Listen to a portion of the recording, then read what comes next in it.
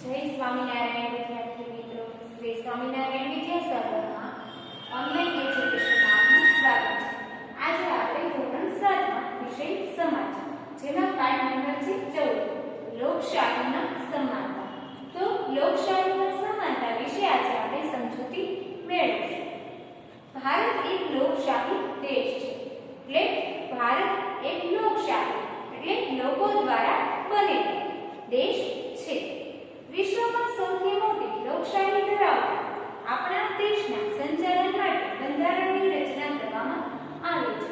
એટલે દેશના જે વિવિધ કાર્યો છે એનું સંચાલન કરવા માટે આપણા દેશમાં બંધારણની રચના કરવામાં આવી છે. બંધારણ દેશનું સંચાલન કરવા માટે માર્ગદર્શિકા કહેવાય છે. એટલે એક પ્રકારનું માર્ગદર્શન પૂરું પાડે છે. વિશ્વમાં સૌથી મોટું લેખિત બંધારણ ભારતનું છે. ભાષા, જાતિ, ધર્મ અને આર્થિક અસમાનતા વચ્ચે વિશ્વમાં સૌથી મોટું લેખિત બંધારણ ભારતનું છે. તેમાં ભાષા, જાતિ, ધર્મ અને આર્થિક અસમાનતા વચ્ચે દેશનું સુચારુ સંચાલન થાય. તો આ માટે બંધારણમાં અનેક જોગવાઈઓ કરેલી છે. આપણો દેશ એટલો વિશાળ અને ભિન્નતા ધરાવતો દેશ છે. તો આપણો દેશ છે એ વિશાળ એટલે મોટો અને ભિન્નતા એટલે વિવિધ પ્રકારની દરેક ધર્મ, ભાષા, જાતિ એમાં વિવિધતા ધરાવે છે. તેના સંચાલનમાં વિશેષ પ્રકારની વ્યવસ્થા ન હોય તો સંચાલન યોગ્ય રીતે થતું નથી.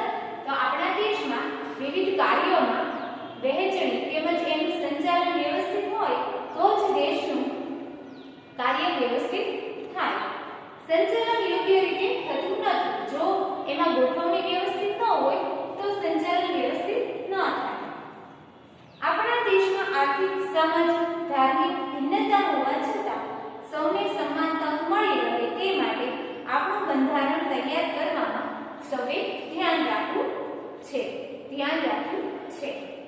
તો આપણા દેશમાં આર્થિક એટલે સામાજિક વિવિધ જે તહેવારો છે તેમજ સામાજિક એટલે પ્રસંગો બધા ઉજવવામાં આવે છે, તહેવારો ઉજવવામાં આવે છે. તો આવી રીતે દરેક લોકો બધી બાબતોમાં સમાન તક મળી રહે તે માટે આપણું બંધારણ તૈયાર કરવામાં સૌએ ધ્યાન રાખ્યું છે. સમાનતા એટલે શું? ભારતના બંધારણમાં સૌને સમાન તક આપવાનું અને ઠરાવવામાં આવ્યું છે. એટલે દરેક વ્યક્તિને એક સરખી તક આપવાનું જણાવ્યું છે. આ સમાનતા એટલે સૌ સમાન એટલે બધા એક સરખા. સૌને સન્માન એ આશય સાથે સરકાર બંધારણ મુજબ કાર્યરત છે. એટલે બંધારણની જોગવાઈ પ્રમાણે જ કાર્ય કરવામાં આવે છે. સૌને સમાન અધિકાર એટલે કાયદા સમક્ષ સમાનતા અને કાયદાનું સન્માન રક્ષણ એટલે કાયદાનું પાલન કરવાનું. કોઈ એક સ્થળે પહોંચવાની હરીફાઈ રાખવામાં આવે. આ સમયે એક ખેલાડીને સાયકલ, બીજાને મોટરસાયકલ અને ત્રીજી વ્યક્તિને દોડતા પહોંચવાનું હોય તો એ સમાનતા કહી શકાય નહીં. તો એક વ્યક્તિને મોટરસાયકલ આપવામાં આવી, એકને સાયકલ અને ત્રીજી વ્યક્તિને ચાલીને કહેવામાં આવે તો આ છે એ બંધારણમાં સમાનતા ન કહી શકાય. આ માટે ત્રણેયને સાયકલ, મોટરસાયકલ આપવી જોઈએ તો જ એ સમાનતા કહેવાય. ત્રણેયને કાં તો મોટરસાયકલ આપવી જોઈએ અથવા ત્રણેયને ચાલવાનું તો જ એ સમાનતા કહી શકાય. આપણે ચિત્ર જુઓ અને સમાનતા અંગે ચર્ચા કરો. આપ સૌ સરળતાથી સમાનતા અંગે સમજી શક્યા હશો. હવે તમને ખ્યાલ આવ્યો હશે. સમાનતા પ્રાપ્ત થાય આમ જોવા જોઈએ તો સમાનતા એટલે સૌની માટે સરખું. એટલે સમાનતા એટલે બધા માટે સરખું. સૌને સમાન તક એટલે બધાને સરખો લાભ. ભણવા, વિકસવા, ધંધા, રોજગાર કે વિવિધ ધર્મોમાં માનનાર સૌ માટે બંધારણમાં આપેલ સમાનતાનો અધિકાર મહત્વનો થઈ ગયો છે. એટલે બધાને સરખો ન્યાય આપવાનો અધિકાર સરખો થઈ ગયો છે. આપણા વિકાસ માટે સૌના સર્વાંગીણ વિકાસ દ્વારા દેશના વિકાસ માટે આપવામાં આવેલી સમાનતાનો અધિકાર. આપણા સ્વમાનને જાળવી રાખવા માટે સમાનતાનો અધિકાર પણ જરૂરી છે.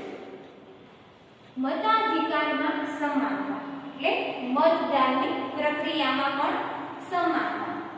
આપણે જોયું કે બંધારણમાં સૌને વિવિધ પ્રકારની સમાનતા આપવામાં આવી છે. એટલે વિવિધ પ્રકારની સમાનતા, બધાને સમાન ન્યાય આપવામાં આવ્યો છે. લોકોનું લોકો વડે અને લોકો માટે ચાલતું શાસન એટલે લોકશાહી. તમને પ્રશ્ન પૂછાય છે લોકશાહી એટલે શું? તો લોકોનો અને લોકો દ્વારા અને લોકો માટે ચાલતું શાસન, જેને લોકશાહી શબ્દમાં વર્ણન કરવામાં આવ્યું છે. સરકારની રચના લોકોના મતદાન વડે થાય છે. એટલે સરકાર જ્યારે ચૂંટે ત્યારે લોકોના મત પ્રમાણે જ ચૂંટાય છે. જેની સંખ્યા વધારે હોય છે તે ચૂંટાય છે.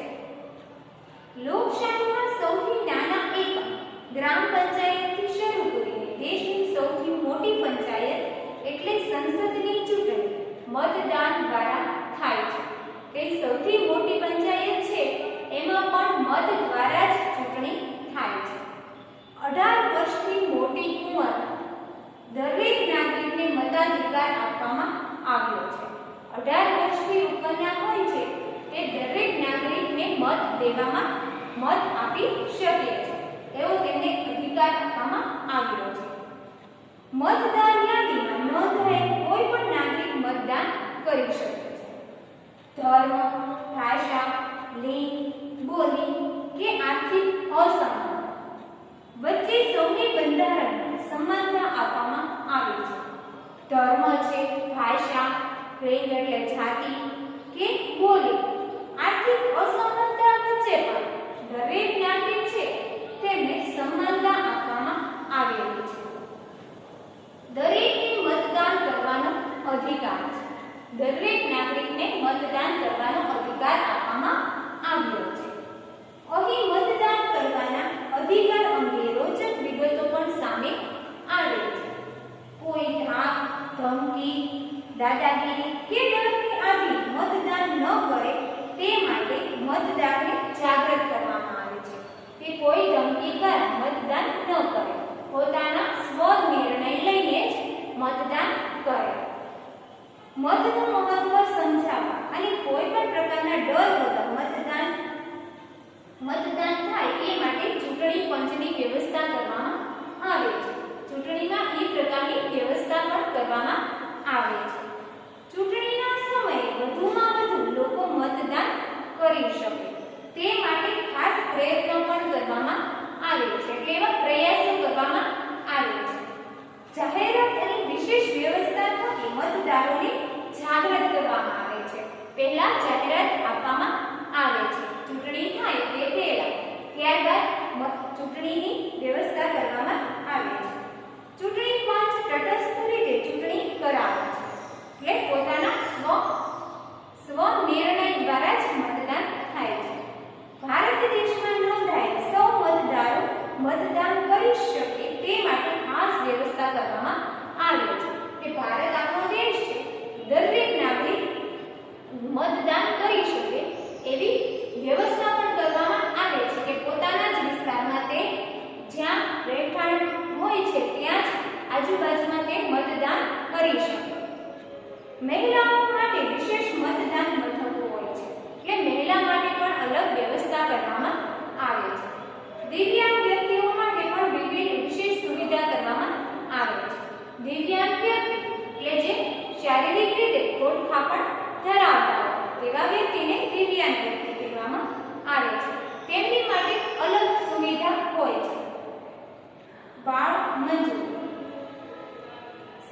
સમાનતા અંગે બંધારણના કેટલીક બાબતોમાં ચોક્કસ માર્ગદર્શન આપવામાં આવ્યું છે કે દરેક વ્યક્તિને સમાનતાનો એક સરખો અધિકાર આપવામાં આવ્યો છે. તો એવા ચોક્કસ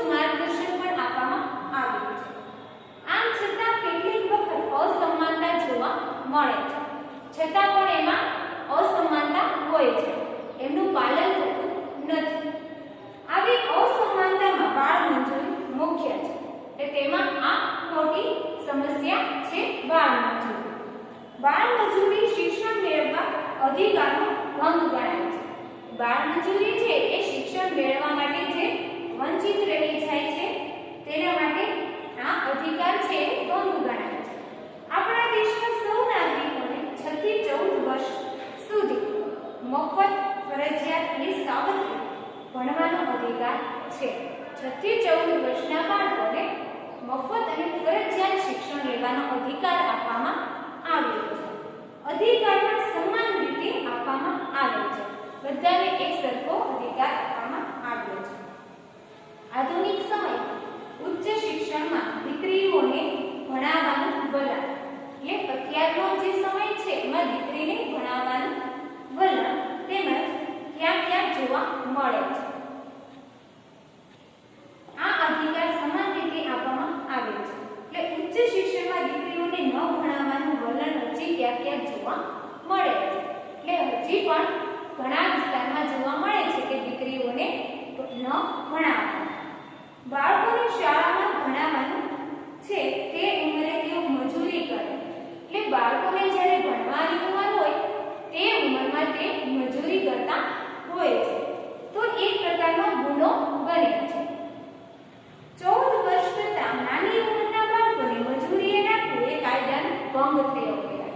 તમે જોયા હશે અમુક વિસ્તારમાં જે ગરીબ લોકો છે તે ચાની લારી અથવા કોઈ પણ રેસ્ટોરન્ટમાં જોવા મળે છે, ચા વેચતા હોય છે, તો આ એક કાયદાનો ભંગ છે.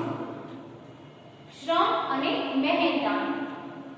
એક સરખા કામમાં પુરુષ અને મહિલા મજૂરી ચૂકવવામાં ભેદભાવ રાખવામાં આવે છે.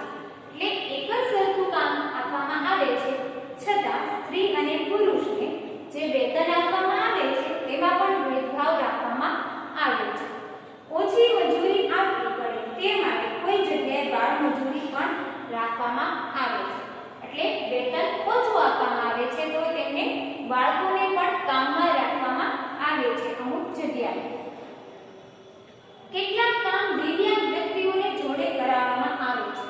જે લોકો શારીરિક રીતે ખોડખાપણ ધરાવતા હોય તેવા વ્યક્તિને પણ કામે રાખવામાં આવે છે. અને મહેનતાણું ખૂબ ઓછું આપવામાં આવે છે, તેને કામ વધારે કરવામાં આવે છે અને પૈસા ઓછા આપવામાં આવે છે. લોકશાહીમાં દિવ્યાંગ વ્યક્તિનું શોષણ ન થાય તે માટે તેઓને તાલીમ આપી પગભર કરવા માટે સરકાર દ્વારા અનેક યોજનાઓ અમલ કરવામાં આવી છે. જે દિવ્યાંગ વ્યક્તિ છે શારીરિક રીતે ખોડખાપણ ધરાવતા તેવા વ્યક્તિને સરકારે અનેક યોજનાઓ અને તાલીમ આપીને એવી શિક્ષણની યોજનાઓ પણ બનાવી છે. આપણી આસપાસ આવા દિવ્યાંગ વ્યક્તિઓ હોય તો તેની સહકાર આપવાની આપણી ફરજ છે. કે આપણી આજુબાજુમાં આવા વ્યક્તિ હોય તો આપણે એને સહકાર આપવો જોઈએ, એ આપણી ફરજ છે. દિવ્યાંગો, સ્ત્રી અને નાના બાળકો ઓછા પૈસા ચૂકવવામાં આવે છે. સ્ત્રીઓ અને નાના બાળકોને પૈસા ઓછા આપવામાં આવે છે. લોકશાહીમાં અસમાન. લોકશાહી દેશમાં સમાનતાને ખૂબ જ મહત્વ આપવામાં આવે છે. અહીં સમાનતાનો અધિકાર આપવો સૌ માટે જરૂરી છે. એટલે દરેક વ્યક્તિને સમાનતાનો અધિકાર આપવો એ જરૂરી છે. આપણે કોઈને સન્માન આપીએ તો કોઈ આપણને સન્માન આપે, આપણે બીજા વ્યક્તિને સન્માન આપીએ તો આપણને બીજા લોકો સન્માન આપે.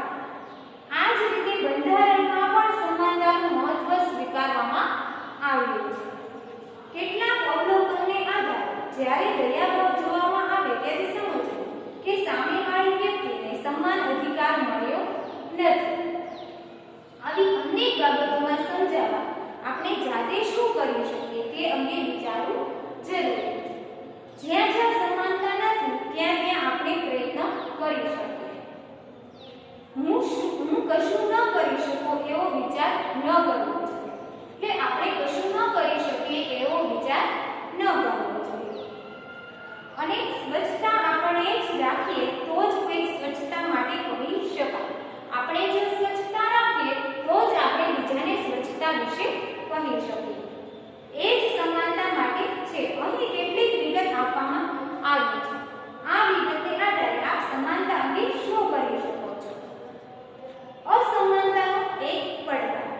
નાનું ગામ, ગામમાં પાણીના બે કુવા, એટલે એક નાનું ગામ છે, એમાં પાણી માટેના બે કુવા છે. અહીં આખું ગામ બે ભાગમાં પાણી ભરે, એટલે આખું ગામ છે એ બે ભાગ પડી ગયા છે, બંને ભાગમાં પાણી ભરે. સમય પસાર થતો ગયો, ગામના એક કુવામાં પાણી ખલાસ થઈ ગયું, ગામનો એક કુવો છે ત્યાં પાણી ખલાસ થઈ ગયું અને અડધા ગામમાં લોકો પાણી ભરવાની અગવડ પડતી હતી, એટલે અડધા લોકો છે એમને પાણી ભરવાની અગવડ પડતી. કુવામાંથી પાણી ખલાસ થઈને ડર હોય કે એક વિસ્તારના લોકો બીજા વિસ્તારમાં કોઈ પણ પાણી ભરવા દેતું ન હતું, એટલે તેમની બાજુનો વિસ્તાર હતો ત્યાં કોઈ પાણી ભરવા દેતું ન હતું. તો આ તો શું કહેવાય? અસમાનતા કહેવાય. સમાનતાનો ભંગ થાય તેવા એકાદ બનાવની સામાજિક સમરસતા પર વિધાત્મક અસર જોવા મળે છે. જેમ કે કેટલીક વખત ગામના કે વ્યક્તિગત પ્રસંગો, વરઘોડો કાઢવા કે મસ્જિદના લાઉડ સ્પીકર વગાડવા, વિવાદ જોવા કે સાંભળવા મળે છે. આવી બાબતોમાં સમાનતા સામે પડકાર છે. આવા પ્રસંગે આપણે શાંતિ જળવાઈ રહે તેવા પ્રયત્નો કરવા જોઈએ. સમાનતાના ભાવ સાથે વર્તન કરવું જોઈએ. આપણે દરેકને સમાનતાના ભાવ પ્રત્યે સારું વર્તન કરવું જોઈએ. સમાજમાં સમરસતા જળવાઈ રહે, એક સરખું અંતર જળવાઈ રહે તે માટે સરકાર શ્રી દ્વારા ખૂબ પ્રયત્ન કરવામાં આવે છે. દરેક સમાજને અને દરેક વ્યક્તિને સમાનતાનો અધિકાર બંધારણે આપ્યો છે. આપણે આપણા અધિકારનો ઉપયોગ કરી શકીએ તે માટે આપણે